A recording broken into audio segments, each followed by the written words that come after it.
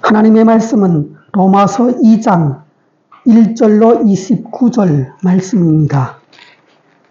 다 함께 봉독하겠습니다. 그러므로 남을 판단하는 사람아, 누구를 막론하고 네가 핑계하지 못할 것은 남을 판단하는 것으로 네가 너를 정죄함이니 판단하는 네가 같은 일을 행함이니라. 이런 일을 행하는 자에게 하나님의 심판이 진리대로 되는 줄 우리가 아노라. 이런 일을 행하는 자를 판단하고 같은 일을 행하는 사람아, 네가 하나님의 심판을 피할 줄로 생각하느냐? 혹 내가 하나님의 인자하심이 너를 인도하여 회개하게 하심을 알지 못하여 그의 인자하심과 용납하심과 길이 참으심이 풍성함을 의지하느냐?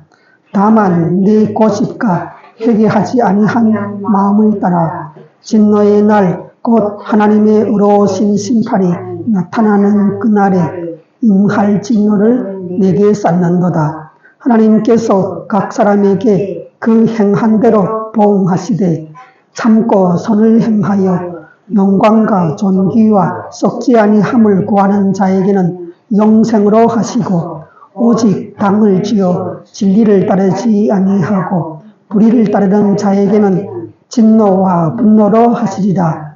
악을 행하는 각 사람의 영예는 환난과 곤고가 있으리니 먼저는 유대인에게요 그리고 헬라인에게며 선을 행하는 각 사람에게는 영광과 존귀와 평강이 있으리니 먼저는 유대인에게요 그리고 헬라인에게라. 이는 하나님께서 뇌물로 사람을 취하지 아니하심이라. 무릇 율법 없이 범죄한 자는 또한 율법 없이 망하고, 무릇 율법이 있고 범죄한 자는 율법으로 말미암아 심판을 받으리라. 하나님 앞에서는 율법을 듣는 자가 의인이 아니요 오직 율법을 행하는 자라야 의롭다 하심을 얻으리니, 율법 없는 이방인이 본성으로 율법의 일을 행할 때에는 이 사람은 율법이 없어도 자기가 자기에게 율법이 되나니, 이런 이들은 그 양심이 증거가 되어 그 생각들이 서로 혹은 고발하며 혹은 변명하여 그 마음에 새긴 율법의 행위를 나타내느니라. 곧 나의 복음에 이른 바와 같이 하나님이 예수 그리스도로 말미암아 사람들의 은밀한 것을 심판하시는 그날이라.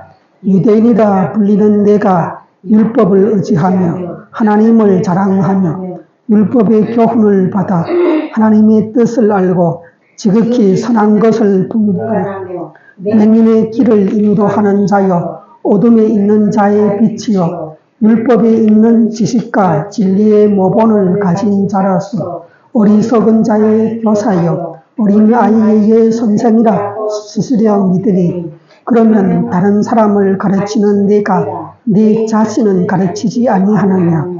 도둑질하지 말라 선포하는 네가 도둑질하느냐?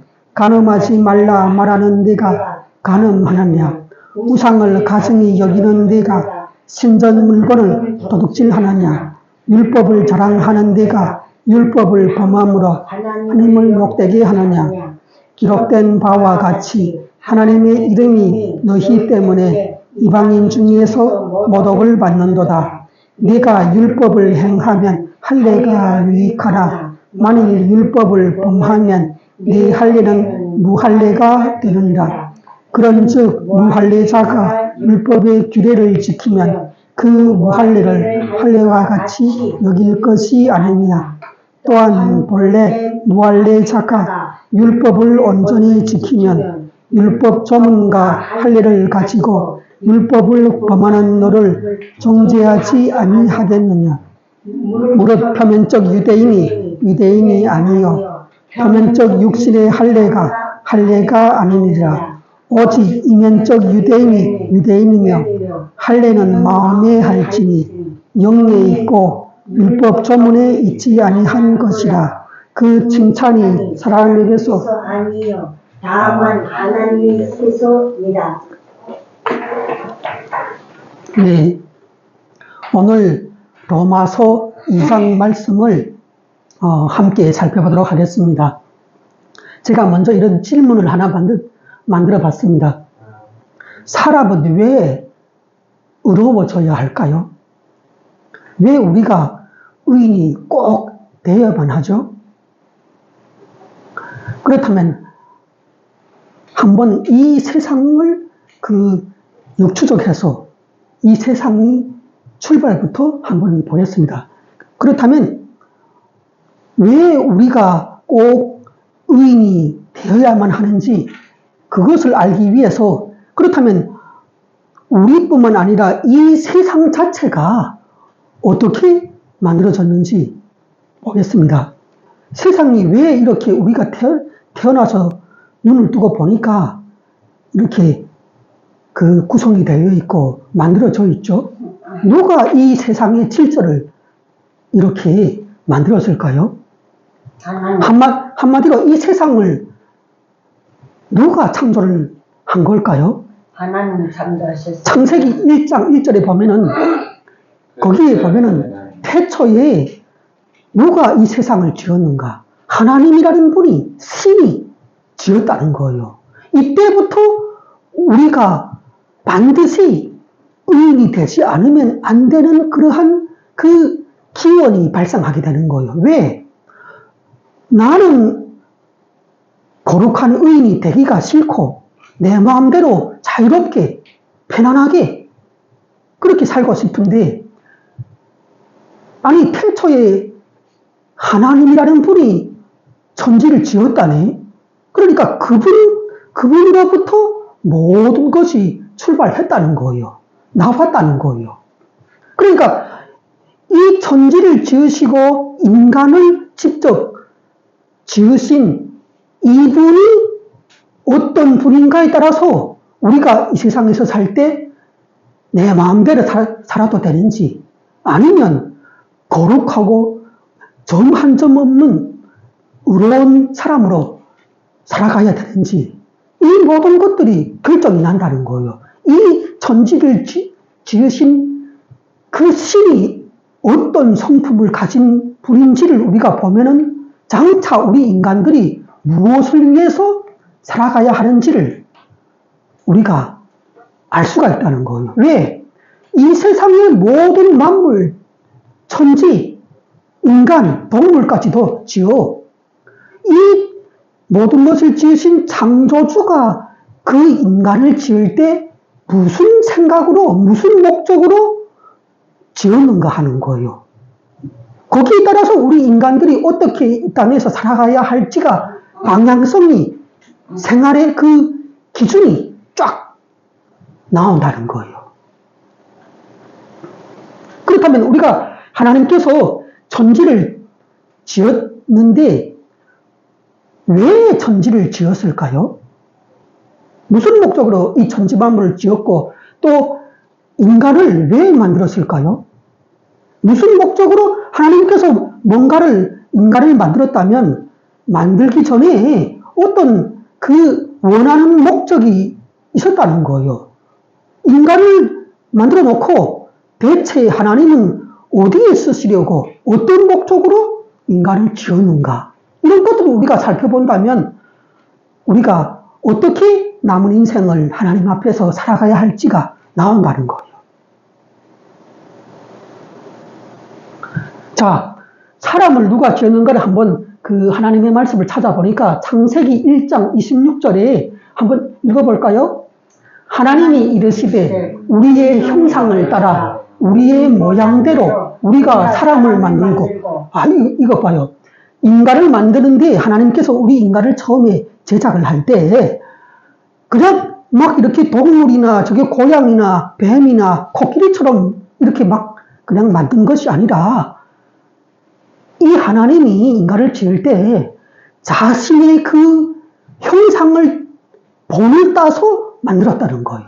말하자면 인간을 어떤 기준에서 만들었는가? 하나님이 자기 모습을 이 인간에게 투영을 해서 자기와 비슷하게 만들었다는 거예요, 인간을. 그러니까 우리는 이제부터는 그러면 우리는 어떻게 살아야 되는가? 하나님의 거룩하신 의로우신 그 사랑의 성품을 우리가 그대로 닮아가고 나타내는 그러한 의의 존재, 의로운 사랑이 철철 넘치는 그러한 헌신적인 인간이 돼야 하는 거예요, 우리가. 왜? 하나님이 우리 인간을 만들 때 자기 형상으로 만들었다잖아요. 하나님이 바로 의로우시고 사랑이시고 죄하고는 타협을 못하시는 그러한 깨끗하신 분이시니까 우리 인간도 그러한 형상으로 처음에 지어졌다는 거예요. 자, 그리고 그렇게 한다면 그들로 바다의 물고기와 하늘의 새와 가축과 온 땅과 땅에 기든 모든 것을 이러한 하나님의 형상을 닮은 인간이 만물의 영장으로 세워져 갖고 다스리게 하자고 이렇게 구상을 했던 거예요, 하나님께서. 자, 창세기 1장 27절을 한번 볼까요?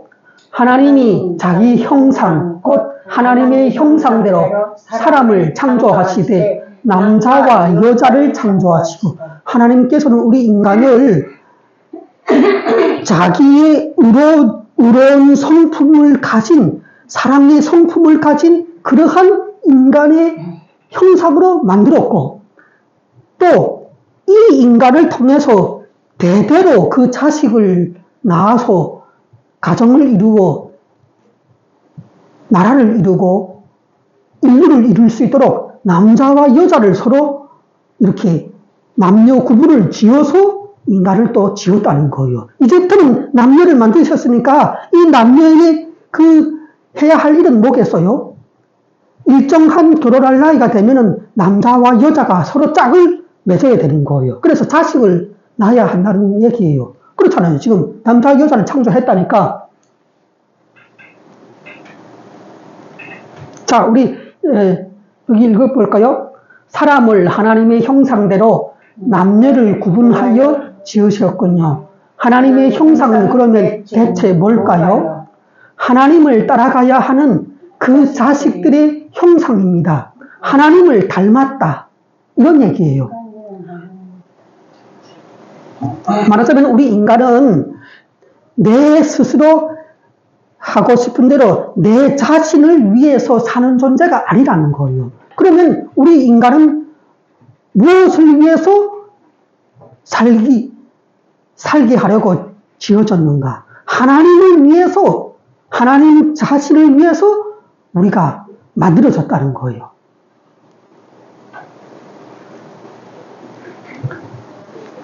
자, 하나님께서는 우리에게 말씀하셨어요. 하나님은 영이시니 예배하는 자가 영과 진리로 예배할지니라. 이렇게 예수님을 믿는 사람들에게 이렇게 말씀하신 거예요. 예수님께서 오셔갖고. 자, 그렇다면 우리가 한번 하나님을 살펴볼 텐데, 하나님은 어떤 분이세요? 하나님은 영이시라. 이런 그 성경의 말씀이 딱 나와 있어요. 하나님은, 자, 읽어볼까요? 천지를 지으신 하나님은 영이신 삼위일체로 존재하시며 전지전능하시고 무소부재하시오 지혜와 권능과 거룩하심과 공의와 사랑하심과 진실하심이 무한불변하시다. 하나님은 영이시며 삼위일체로 무소부재하시다. 이 무소부재라는 말을 처음 들어보죠. 이거는 한자로 이루어진 그 말인데 하나님께서 어떤 분이신지를 얘기하는 건데, 무소부재라는 것은 하나님은 어디에나 다 계시다는 거예요. 무소라는 것은 없을 무자, 장소라는 그 소자인데 계시지 않는 곳이 없다는 거예요. 하나님은 우리가 지하철역에 가도 있고 화장실에 가도 있고 또 이렇게 우리가 예배당에 와도 하나님이 계세요. 그런데 과거에 어떤 사람이 하나님의 그 말씀을 듣고서 그분을 피하려고 멀리 갔어요. 그런데 멀리 달아났더니, 기차를 타고 멀리 달아났더니 그 앞에 이미 하나님께서 계시더라는 거예요. 네. 그러니까 또, 나는 하나님을 피해서 살 거야 하고 비행기 타고 저기 달나라에 갔어요. 그런데 그 달나라에 가니까 하나님께서 어서 와라. 내가 기다리고 있었다. 그러더래요. 그러니까 그 말은 뭔가 하면 하나님은 무소부재하다는 거예요. 어디에 계시든 어디에 가든 다 하나님께서 계신다는 거예요. 그걸 바로 무소부재하다는 말이에요. 그리고 삼위일체라는 말은 뭔가 하나님은 삼위일체 세 분으로 이루어졌다는 거예요. 하나님은 첫째 여호와 성부 하나님, 둘째 예수 그리스도, 셋째 우리 안에 들어오신 성령 하나님, 보혜사 성령님, 이렇게 요 세 분이 한 하나님인 거예요. 한 하나님. 자, 우리 다시 한번 하나님은 어떤 분이신가 하는 걸 이거를 요약을 해놨어요. 읽어볼까요? 첫째, 전지전능하다는 것은 모든 것을 알고 모르는 것이 없어요. 하나님은 전지라는 것은 모든 걸 다 안다는 거예요. 그리고 전능, 모든 것을 그분이 원하기만 하면 다 이렇게 이룰 수가 있는 거예요. 자기가 말하자면 하고 싶은 대로 할 수가 있는 분이에요. 자, 두 번째는 공의로우시다. 공의라는 것은 뭘까요? 이것은 공적인 의로움이라는 거예요. 자, 공의는 뭐요? 공평하고 의로움도 이 세상 모든 사람에게 불평등하지 않고 공평하게 적용되는 하나님의 법이라는 거예요. 그 의로운 법이란 그걸 공의라 해요. 그리고 또 하나님은 뭘까요? 사랑이세요. 하나님은 사랑이세요. 하나님이 성품상 사랑이란 말이에요. 자, 우리 한번 그 다음 또 볼까요? 그러면 이 여호와 하나님, 예수 그리스도, 성령 하나님이 삼위 하나님으로 계시는데 하나님은 영이라고 그 본체가 영이라고 했는데 그러면 보이지 않잖아요. 보이지 않으니까 그러면 아니 지금 하나님이 계시고 내 안에도 계시고 내 밖에도 계시고 천국에도 계시고 그렇게 하나님이 계시는데 내 눈에 지금 보이는 건 없는 거예요. 그렇다면 우리가 성경의 말씀을 통해서 확인해 볼 거예요. 하나님은 그럼 지금 어디에서 계시는가 한번 찾아볼게요. 어디에 하나님은 지금 계시면서 뭐를 하고 있는지를 한번 볼게요. 자, 우리 마태복음 6장 9절을 읽어볼까요? 그러므로 너희는 이렇게 기도하라. 하늘에 계신 우리 아버지요. 자, 여기까지 읽겠습니다. 봐요. 하나님께서 어디 계신데요? 하늘에 계신 우리 아버지. 말하자면 여호와 성부 하나님이 지금 어디에 계시는가? 천국의 왕의 보좌에 계신다는 거예요. 거기서 지금 우리가 사는 세상뿐만 아니라 천국도 하나님께서 다스리고 계시고 또 천국과 이 땅뿐만 아니라 하늘에 있는 별들도 태양과 달과 수많은 별들과 그 모든 것들을 하나님께서 만지고 계시고 역사하고 계시고 보존하고 계시다는 거예요. 만약에 하나님께서 그 일을 한순간에도 놓으면 별이 그 자리에 있지 못하고 태양이 오늘 아침에 뜨지 못했을 거예요. 하나님께서 매 시간 365일 영원히 그렇게 하나님께서 계획을 갖고 모든 만물을 보존하고 계시다는 거예요. 자, 우리가 한번 여기 읽어볼까요? 주기도문에서 말씀하신 것처럼 아버지 하나님은 현재 천국의 보좌에 계시며 하나님의 통치로 완벽하게 세워진 천국의 사회 질서가 이 땅에도 그대로 이루어지기를 바라고 인간계를 다스리고 자기 백성 가운데 함께 하십니다. 하나님은 이걸 아세요? 천국에만 성부 하나님이 계시는 것이 아니라 이 하나님은 자기를 따르는 백성들과도 함께 하고 계세요. 자, 읽어볼까요? 시편 68편 5절입니다.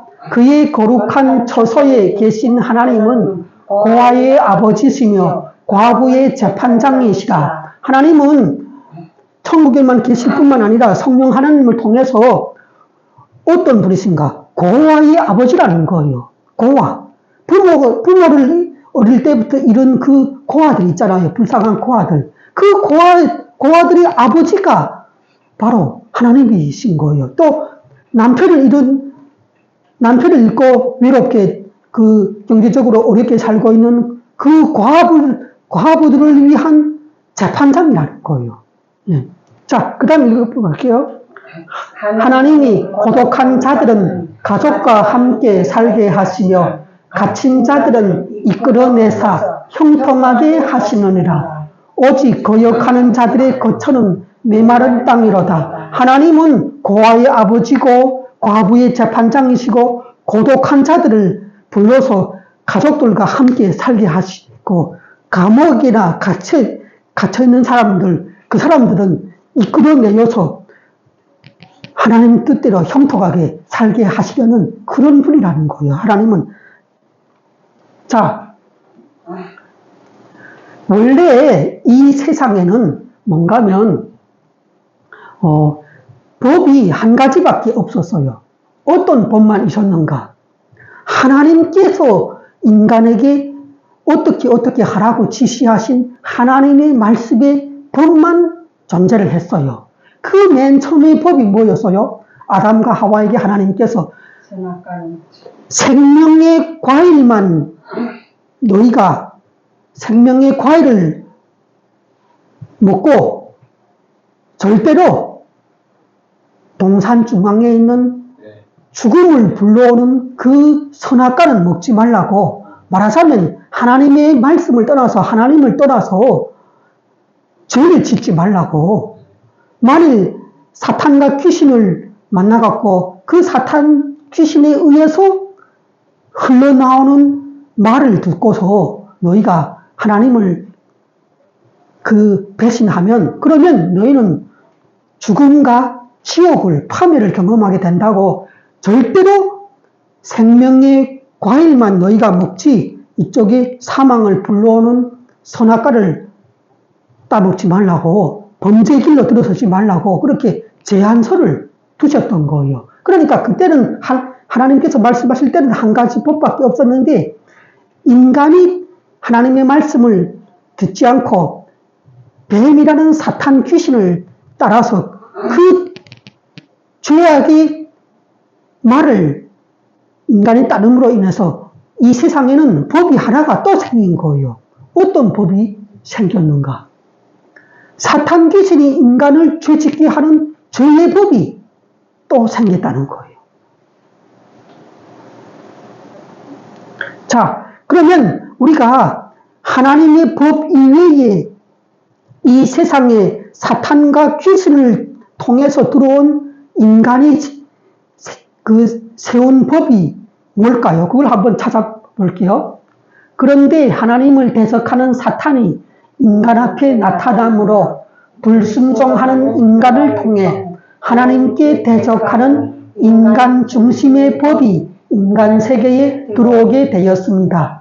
그 법은 사탄을 따라서 인간도 하나님의 자리에 앉아 왕이 되려는 인본주의입니다. 무슨 북한의 주체사상이라든가 이런 것들이 이게 우리 인간의 견지에서 놓고 보면은 마치 우리를 왕대접하는 것 같고 주인 자리에 앉게 하는 것 같고 그렇게 생각될 수 있는데 바로 그러한 주체사상이라든가 이 세상의 인본주의라든가 이러한 것들이 바로 사탄과 귀신으로부터 나온 세상으로부터 나온 하나님 아버지께로부터 나오지 않은 그러한 인본주의의 마귀의 법이라는 거예요. 이 인본주의 법이 바로 하나님 중심의 예수 그리스도의 법을 대적하는 거예요. 예. 자, 우리 로마서 5장 12절을 읽어보겠습니다. 그러므로 한 사람으로 말미암아 죄가 세상에 들어오고 죄로 말미암아 사망이 들어왔나니 이와 같이 모든 사람이 죄를 지었으므로 사망이 모든 사람에게 이르렀느니라. 자, 우리 한번 생각해 봅시다. 한 사람이 아담으로 인하여 원죄가 인간에게 아예 체질상 본성상 인간에게 들어오기 시작했는데 그때부터는 모든 사람이 사망에 이르렀어요. 이 문제를 어떻게 우리가 해결할까요? 죄로 인해서 인간에게 사망이 들어와서 아담부터 시작해서 그때부터 태어나는 모든 사람들은 다 사망을 당했다는 거예요. 이 사망을 주는 문제에서 우리가 인간이 근본적으로 벗어나야 되는데, 이 사망을 벗어나기 위해서는 우리가 어떻게 해야 할까요? 그것이 바로 무엇인가? 우리가 지은 죄를 깨끗하게 씻고, 그리고 하나님 앞에 그 지은 죄를 용서를 받아야 되는 거예요. 그리고 그 다음에 중요한 것은 뭔가? 우리가 하나님께서 원하시는 하나님의 모든 말씀을 따라서 그대로 순종함으로 인해서 하나님으로부터 하나님 앞에 너는 의인이라고 인정을 받아야 되는 거예요. 네. 말하자면 하나님 앞에 우리가 죄 지은 사람이 아니라 하나님의 모든 뜻을 그대로 다 이룬 거룩한 의인으로 발견이 돼야 되는 거예요. 하나님께서 우리를 의인이라고 인정해 줘야 되는 거예요. 그렇게 될 때 우리가 지은 모든 죄가 용서받을 뿐만 아니라 우리는 하나님 앞에 의인이 되어서 이 사망이라는 그 골짜기를 넘어갈 수가 있는 거예요. 사망의 골짜기를 피할 수가 있다니까. 그 사망의 골짜기를 피해서 지옥으로 가지 않을 수 있는 방법은 뭐라고요? 딱 한 가지, 뭔가? 죄의 용서를 받고 하나님께서 인정하시는 의인이 돼야 되는 거예요. 의인이 돼야. 이 죄와 사망의 문제를 해결하기 위해서 우리는 어떻게 살아야 되는가? 의롭게 살아야 되는 거예요. 자, 그러면 다시 돌아가 볼게요. 우리 인간은 이 세상에서 태어나갖고 우리 남은 인생 동안 왜 불편하게 의롭게 살아야 되죠? 왜 우리가 하나님 앞에 의인으로 인정을 받아야 되죠? 죄와 사망과 지옥의 문제를 근본적으로 하나님 앞에서 해결받고 하나님의 자녀로 다시금 하나님 앞에 세워져서 예수님의 손을 잡고 천국까지 가서 영원히 행복하게 살기 위해서 우리는 이 땅에서 반드시 한 가지 과제가 있는데, 하나님 앞에 의인이 되어야 하고 하나님의 뜻대로 예수 그리스도를 닮아가면서 하나님을 사랑하고 이웃을 사랑하는 그러한 의의 길을, 사랑의 길을 가야 하는 거예요. 우리가 하기가 싫어도 우리는 의인이 되어야 하고 사랑을 하면서 그 사랑을 구하면서 살아가야 하는 거예요. 자, 우리 한번 시편 14장 1절에 읽어보겠습니다. 이것은 뭔가 하면 하나님께서 우리 인간을 바라보는 그 관점이에요. 우리 인간은 하나님 앞에서 어떤 존재인가 한번 볼게요. 자, 읽어볼까요? 어리석인 자는 그의 마음에 이르기를 하나님이 없다 하는도다. 그들은 부패하고 그 행실이 가증하니 선을 행하는 자가 없도다. 그냥 읽으셔야지. 여호와께서 하늘에서 인생을 굽어 살피사 지각이 있어 하나님을 찾는 자가 있는가 보려 하신즉 다 치우쳐 함께 더러운 자가 되고 선을 행하는 자가 없으니 하나도 없다. 봐요. 하나님 앞에서 선을 하나님이 원하시는 의의 삶을, 순종의 삶을 바로 선이라고 하는 거예요. 그냥 무슨 하나님 없이 나는 착한 일을 이렇게 해갖고 의인이 될 거야. 이거는 다 탈락이에요. 탈락. 여기서 성경에서 말하는 선이라는 것은 하나님의 모든 말씀에 순종하는 것이요. 여기서 말하는 선이라는 것은 하나님이 원하시는 선이에요. 자, 그런데 하나님께서 보시기에 그러한 선을 행하는 자가, 의를 행하는 자가 이 지구상에는 단 한 명도 없다는 사실이에요. 이거 어떻게 하겠는가 하는 거예요. 우리는 반드시 죄와 사망을 벗어나서 죄의 용서를 받고 하나님이 인정하시는 의인으로 세워져야 하는데, 그런 사랑의 사람으로 이제부터 만들어져야 되는데, 하나님께서 이 인간 세상 내려다 볼 때 역사적으로 단 한 명도 하나님이 원하시는 모든 의를 이룬 선인, 의인은 한 명도 없다는 사실이에요. 이 문제를 우리가 어떻게 해결하겠는가 하는 거예요. 자, 또 읽어볼까요? 하나님의 진노와 심판. 하나님은 의로운 재판장이시며 매일 분노하시는 하나님이시로다. 사람이 회개하지 아니하면 그가 그의 칼을 가시며 그의 화를 이미 당기어 예비하셨도다. 내가 지난주에 이 설교 준비를 하는데 성령님께서 저에게 이런 마음을 주셨어요. 이 구절을 꼭 넣으라고 했어요. 여러분들에게 이 두 구절을 꼭 넣어서 좀 각성을 시켜주라고 그렇게 하시는 것 같았어요. 자, 우리 하나님은 우리 인간에게 지금 어떤 그 모습으로 계시는지 한번 볼게요. 하나님은 시작. 하나님은 의로우신 재판장이란 하나님은 우리를 이제 지금뿐만 아니라 마지막에 최후 심판을 열어갖고 예수 그리스도를 보내셔서 그분을 통해서 재판한다는 거예요.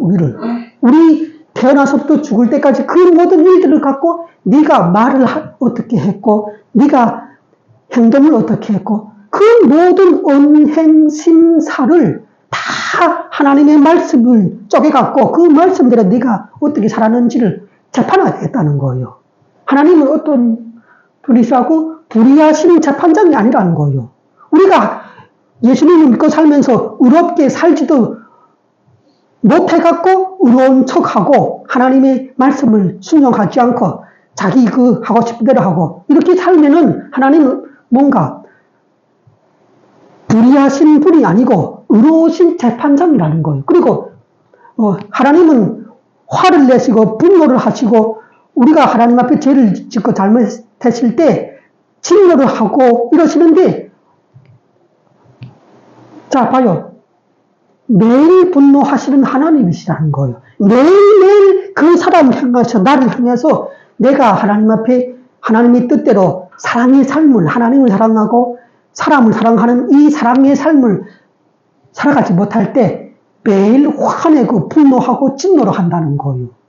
하나님이 이러한 무시무시한 분이라는 사실을 잊으시면 안 되는 거예요. 자, 그리고 자기가 뭘 하나님 앞에 잘못했으면 그 즉시로 하나님 앞에 기도를 해야 되는 거예요. 내가 이러이러한 잘못을 저질렀는데 하나님 죄송해요. 용서해 주세요. 다시는 안 그럴 거예요. 이렇게 자기 죄를 회개를 해야 하는 거예요. 자, 내가 죄를 지었는데도 회개를 안 하고 이 정도는 괜찮겠지 이렇게 넘어간다면 하나님께서 어떻게 반응한다고요? 자, 읽어보겠습니다. 사람이 회개하지 아니하면 그가 그의 칼을 가시며 잡아서 찔러서 죽이겠다는 거예요. 그의 칼을 가시며 그의 활을 이미 당기어 예비하시도록 활을 쏘려고 지금 이 화살 그걸 잡고 화살 열어갖고 이렇게 여기 지금 강동기 형제가 하나님께서 하지 말라는 죄를 지었네. 그러니까 이 강동기 형제가 쫙 해갖고 지금 쏘려고 활을 이미 당겨서 준비를 딱 했다는 거예요. 이제 회개를 안 하고 죄를 돌이키지 않으면 쏴버리겠다는 거예요, 그냥. 예. 이렇게 하나님이 예수님을 믿고 하나님의 뜻대로 거룩한 성화의 삶을, 사랑의 삶을 우리가 살아가지 못할 때 하나님은 의로우신 재판장으로 매일 분노하시는 하나님이시요. 칼을 지금 이 갈고 계세요, 숫돌에. 이 인간, 조금만 더 죄를 져라. 칼을 지금 갈고 계신다니까 날카롭게 해갖고 우리를 찔러서 단칼에 요정 내려고. 왜? 우리 인간이 미워서가 아니라 우리 인간에게 기생하고 자라는 이 더러운 사탄마귀 귀신과 죄의 그 본성과 그 범죄의 그 죄악을 수술칼을 갖고 그 사람의 그 몸에서 도려내겠다는 거예요. 그 사람을 위해 살리기 위해서. 자, 시편 68장 19절 보겠습니다. 날마다 우리 짐을 지시는 주, 곧 우리의 구원이신 하나님을 찬송하다. 하나님은 우리에게 구원의 하나님이시라. 사망에서 벗어남은 주 여호와로 자, 하나님께서 이렇게 의로우신 재판장으로 매일 분노하시고 회개하지 않으면 칼을 갈고 활을 당겨 예비하는데 이것은 왜 그러는가? 우리 인간 자체를 구원하기 위해서 그런다는 거예요. 그를 죄와 사망에서 건져내기 위해서 하나님께서 이렇게 하고 계시다는 거예요. 자, 그의 원수들의 머리 곧 죄를 짚고 다니는 자의 정수리는 하나님이 쳐서 깨뜨리셔. 자, 봐요. 그의 원수는 지금 뭔가 하나님의 입장에서 하나님의 원수가 있는데 그 하나님의 원수가 하나님의 모든 말씀을 어기고 예수님을 믿지 않고 예수님을 닮아가지 않는 죄인들이라는 거예요. 그들이 바로 하나님한테는 원수들인 거예요. 자기를 대적하는 이 원수들인데 이번에는 어떤가? 이 정수리를 이 망치 같은 것으로 쳐서 깨뜨리겠다는 거예요. 하나님께서. 그렇게 해서라도 그 사람에게서 그 죄를 분리를 시키겠다는 거예요. 어떻게든 이 사람이 죄를 다시는 짓지 못하게 하나님께서 강력하게 막겠다는 것이에요. 자, 그러면 우리가 이 하나님이 이 세상을 다스리고 계시는데, 왕으로 다스리시는데, 하나님이 통치하시는 그 통치 이름은 뭘까 한번 찾아봤습니다. 자, 시편 89편 14절 우리 읽어볼까요? 의와 공의가 주의 보좌의 기초라. 인자함과 진실함이 주 앞에 있나이다. 하나님의 통치 이름은 뭔가 통치하는 그 기준은 뭔가? 의라는 거예요. 의로움이라는 거예요. 의로움은 뭐예요? 제가 의로움에 대해서 이렇게 간단하게 설명해 줄게요. 의로움은 뭔가 하나님께서 우리에게 말씀을 하셨어요. 인간에게 어떻게 하라고 말씀을 하셨는데 그 모든 말씀을 하나님 앞에서 내가 다 지켰을 때, 그럴 때 그 사람을 의롭다고 하는 거예요. 야, 이 사람은 참 의로워. 아, 그 사람이 뭘 했는데 그 사람만 의로워. 아, 이 사람은 하나님께서 이 사람에게 성경 전체를 주어서 이 말씀 따라서 살게 했는데 이 사람이 다 이 말씀을 지켜서 지금 살고 있어. 아, 그 사람을 바로 의롭다고 하는 거예요. 예. 이러한 의와 공의라는 것은 하나님께서 이 세상을 공평하게 다스리시는 하나님의 말씀의 도예요. 예. 그 공의가 바로 주의 보좌의 기초다. 하나님께서 앉아서 왕으로서 앉아서 통치하시는 그 통치의 기준이 바로 의와 공의라는 거예요. 그리고 또 하나님께서 통치하시는 기준은 그것뿐만 아니라 인자함이라는 거예요. 인자함. 인간을 향해서 어질고 사랑이라는 거예요. 사랑. 인자함이라는 걸 한마디로 그냥 사랑이라는 거예요. 하나님은 성품으로. 하나님은 우리 인간이 하나님의 모든 말씀을 지켜서 의롭게 될 뿐만 아니라 또 그 인간을 어떻게 하나 구원하고 살리려고 사랑으로 품으신다는 거예요. 만일 하나님께 의로움만 있고 사랑은 하나도 없고 그렇다면 어떻게 될까요? 그러면 예수님을 이 땅에 구원자로 보내주지 않아요. 그럼 내가 내 말씀을 어겼어? 내가 나를 위해서 인간을 지었는데 이 인간이 나를 위해서 나를 찬양하게 하고 나에게 영광을 돌리고 나의 모든 말에 순종해서 이 세상을 지배하고 만물을 지배하고 만물의 영장으로서 그렇게 살려고 했는데 내가 하라는 대로 안 했어? 그러면 내 말을 어긴 인간마다 다 하나님께서 죽여서 지옥에 보내면 되는 거예요. 그냥. 예. 하나님이 만일 의롭기만 하시라면 그렇게 그냥 결론내면 된다는 거예요. 그런데 하나님은 의로우실 뿐만 아니라 어떻다고요? 뜨겁게 인간을 사랑한다는 거예요. 그렇기 때문에 그렇게 할 수가 없다는 거예요. 하나님께서. 그래서 이 사람들이 죄를 지어서 사망을 당함에도 이 사람들이 살아날 수 있는 길을 하나 내줬다는 거예요. 그 길이 뭘까요? 자, 우리 의가 뭔지를 다시 한번 읽어보겠습니다. 의란 무엇인가? 사람이 마땅히 지키고 행하여야 할 도리. 사람이 마땅히 지키고 행하여야 할 도리가 있는데 그 도리 자체가 뭔가? 하나님의 모든 말씀이라는 거예요. 하나님 앞에서 우리는 의로워져야지. 우리가 의로워지고 인정을 받는 것은 첫째, 누구한테서 인정을 받아야 될까요?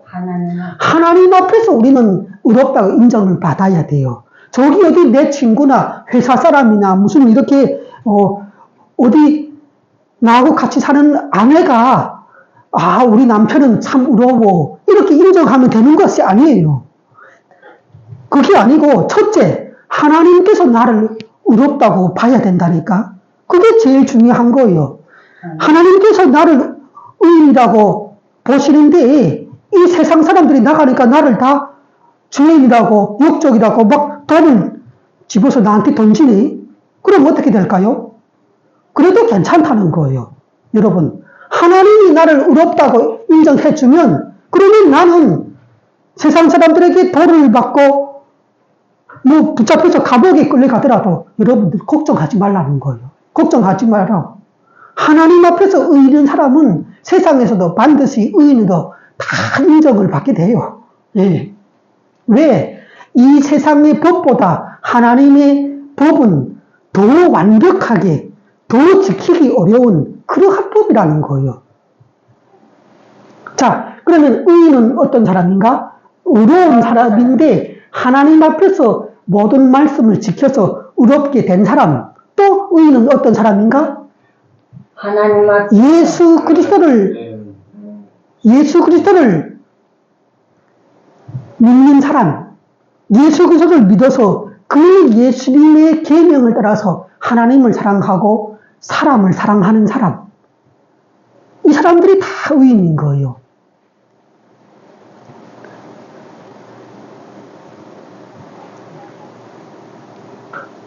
자, 우리 여기 다시 볼까요? 하나님의 근본 속성이 뭐라고 했죠? 의라고 했죠. 의로움. 그리고 사랑이라고 했어요. 그리고 하나님의 통치 방식은 공의와 사랑 이런 것이에요. 그리고 공평하게 의라는 도를. 예. 그리고 우리가 그러면 이 세상에 살면서 의가 하나님이 원하시는 의가 있고 인간이 원하는 의가 있는데 이 두 개의 의가 우리가 이 세상에서 살면서 경험하게 되는 의인데 이 두 가지 의 중에서 하나를 선택하라면 어느 걸 선택해야 될까요? 하나님이 원하시는 의가 있고 인간이 이 세상에서 살면서 원하는 의가 있어요. 이 둘 중에서 어느 걸 택하라 이렇게 만일 우리에게 누군가가 말한다면 우리는 가감 없이 무조건 하나님의 의를 선택하는 거예요. 하나님의 의를 선택하면 인간에게도 최고의 의가 되는 거예요. 그래서 우리가 이 세상이 혹시 이 나라 정부가 우리가 예수님을 믿는다고 핍박하고 막 이렇게 한다고 해도 우리는 누구의 의를 따라가야 된다고요? 하나님의 모든 말씀을 따라가야 되는 거예요. 예. 자, 우리가 한번 인간이 갖고 있는 의인관이 어떤지를 인간의 의인관을 한번 볼까요? 우리가 이렇게 가끔씩 농담을 할 때에서요. 이 정도는 하나님이 눈 감아 주실 거야. 이렇게 우리가 말할 때가 가끔씩 있죠. 하나님이 아무리 그래도 이 정도는 좀 봐주시겠지. 눈 감아 주실 거야. 이렇게 우리가 말할 때가 있다는 거예요. 그런데 여러분들 사실은 분명한 거는 뭔가 그러한 것도 하나님은 허용을 안 한다는 거예요. 하나님이 원하시는 만큼 우리는 의를 100% 행할 수 없다는 그 우리 인간의 연약한 그러한 부득이한 상황이 됐을 때 우리가 그런 그 농담을 하게 되죠. 그렇지만 하나님의 온전하신 은은 그런 것도 절대로 허용을 안 한다는 거예요. 하나님께서 우리에게 원하는 의의 수준은 어느 정도인지 아세요? 자, 우리는 이렇게 세상에서 살면서 적당히 자기 기분에 맞게 우리가 좀 숨을 쉬고 살 수 있을 만큼 너무 과로하지 않고 여유를 부리면서 그렇게 우리는 다 살고 싶어 해요. 그리고 또 자신의 이익과 손해에 따라서 그 의를 결정하려고 하고 또 우리의 기분, 감정에 따라서 사회적인 그 규범에 어긋나지 않으면 되지 않을까 이렇게 우리가 또 생각하기도 해요. 자, 그렇다면 하나님의 의는 그 하나님께서 바라시는 의의 농도와 수준은 어느 정도 될지를 한번 볼게요. 하나님께는 딱 두 가지밖에 없어요. 하나님이 계산하는 방식은 전부가 아니면 전무예요. 모두가 아니면 아무것도 아닌 것이 돼요. 하나님한테는 중간이 없다는 거예요. 자, 여기 볼까요? 하나님의 의의 계산법은 어떤가? 100%가 아니면 그러면 그냥 0%예요. 이 말이 뭔지 알아요? 우리가 하나님의 모든 말씀을 지키고 하나님의 뜻대로 거룩하게 산다고 했을 때 우리는 한 99%를 하나님께 순종하면은 되지 않겠는가? 한 1%는 못해도 되지 않을까? 이렇게 생각할 수가 있다는 거예요. 그런데 하나님의 의의 계산법은 어떻다고요? 100%가 아니면 너는 죄인인 거예요. 강덕기 형제, 놀랍잖아요? 하나님의 모든 말씀은 100%를 지키는 의인이고 단 0.1%라도 조금이라도 삐끗하면 그는 죄인으로서 사망을 당해서 지옥에 가야 되는 거예요. 이게 하나님의 완벽한 의의 수준이에요. 이런 것을 만약 여러분들이 이 실체를 정확하게 안다면 이 하나님의 계산법에 놀라고 좀 당황하게 될 거예요. 예. 이 정도로 하나님께서 인간에게 요구하시는 의가 그렇다면 누가 그 앞에서 설 수가 있고 지옥에 가지 않을 사람이 어디 있겠는가 이렇게 생각되죠. 그게 맞단 말이에요.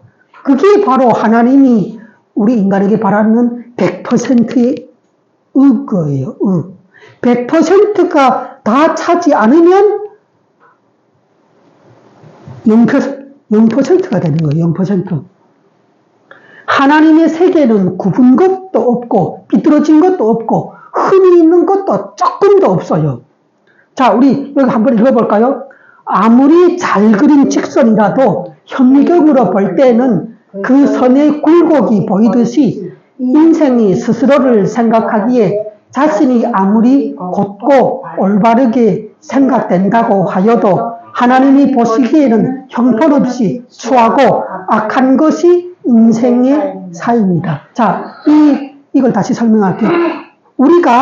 우리 인간들이 생각하기에는 우리가 이 연필을 쥐고 직선을 한번 그려보라고 얘기한다면 이 A4 용지를 놓고 직선을 내가 최대한으로 직선을 이렇게 쫙 이렇게 그었어요. 예. 그런데 아무리 직선을 잘 그런 사람이 있다고 하더라도 현미경을 갖다가 그렇게 딱 봐봐요. 그러면 구불구불하지 않나? 예. 하나님이 우리에게 원하시는 직선은 어떤 직선이라고요? 완벽하게 직선이 돼야 되는 거예요. 단 하나 현미경으로 1000만 번 살펴봐도 조금이라도 굴곡이 없는 그런 그 의의 직선을 하나님 앞에서 우리는 그려가야 되는 거예요. 그럴 때 우리가 하나님의 거룩하신 그 의의 자녀가 되는 거예요. 하나님께서 우리를 그때 너는 예수님을 그대로 닮은 의인이구나 이렇게 인정해 주신다는 거예요.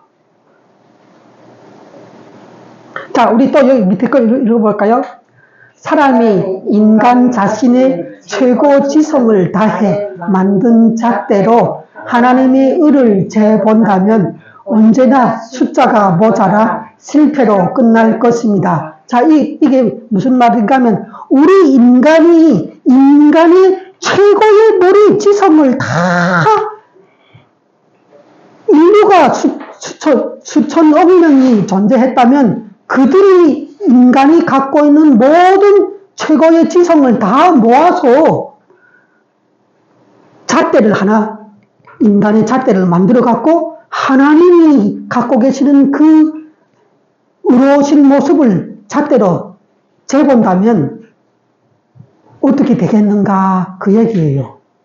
인간이 만든 최고의 지성의 잣대를 갖고 이 하나님께서 정말로 어느 정도의 의로우신 분인지를 재본다면 어떻게 되는가? 항상 인간이 만든 잣대는 몇 %로 계속 떨어진다는 거예요. 부족하다는 거예요. 말하자면 인간이 생각하고 만든 철학이나 상식이나 도덕윤리나 지성이나 그러한 잣대로 하나님의 그 의의 모습을 우리가 체크하고 자로 재보려고 한다면 늘 실패를 하게 된다는 것이에요. 이 말은 뭔가? 우리 인간의 생각, 감정, 의지, 최고의 지성을 아무리 갖고 노력을 해도 하나님의 그 완벽하신 의의 기준에 도달할 수가 없다는 거예요. 그러니까 어떻게 돼요? 이 말은 뭔가 하면 우리 인간이 죄에서 벗어나서 하나님으로부터 의인으로 인정을 받아야 될 텐데 우리 인간 쪽에는 그 하나님의 완벽하신 의를 파악조차 할 수가 없다는 거예요. 어느 정도로 우리 인간이 의로워져야 이 하나님께서 그 하나님의 의에 다 도달해갖고 너는 내 수준의 의인이 되었다고 이렇게 말을 할 수가 없다는 거예요. 하나님 입장에서는 늘 부족하고 형편없이 모자라는 그 인간의 모습이 될 수밖에 없다는 거예요. 그러니까 우리 인간에게는 하나님 앞에 의롭다고 인정받을 수 있는 그 방법이 있다 없다? 원천적으로 없다는 거예요. 없어. 인간에게는 인간이 하나님 앞에 의롭게 될 수 있는 길은 원천적으로 애초에 존재하지 않는 거예요. 그런데 일부 사람들이 이러한 하나님의 의를 정확하게 이해를 하지 못하고 자기가 하나님 앞에 노력을 해서 무슨 율법을 잘 지켜서 구약 성경의 모든 말씀을 잘 지켜서 우리가 하나님 앞에 의인으로 인정을 받으려고 하는 그러한 그 어리석은 사람들이 아직도 주변에 많이 존재를 하는 거예요.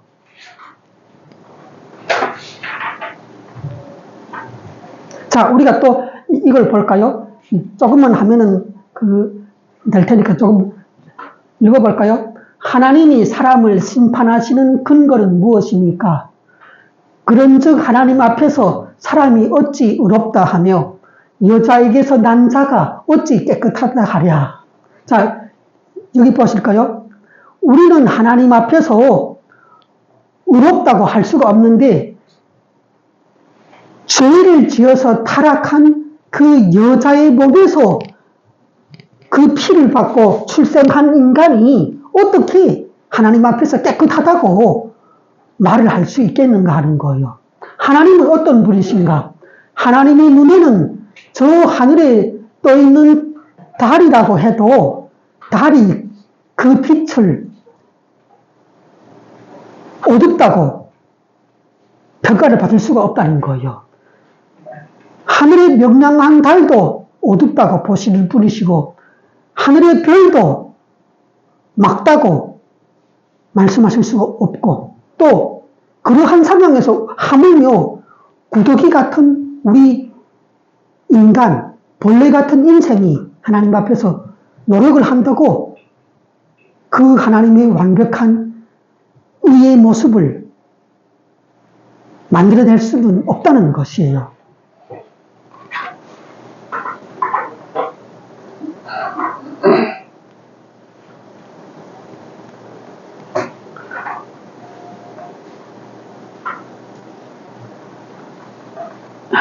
너무 많구나. 이건 다음 시간에 또 이어서 하겠습니다. 너무 분량이 많아갖고, 여러분들이 더운데 지칠 것 같아요.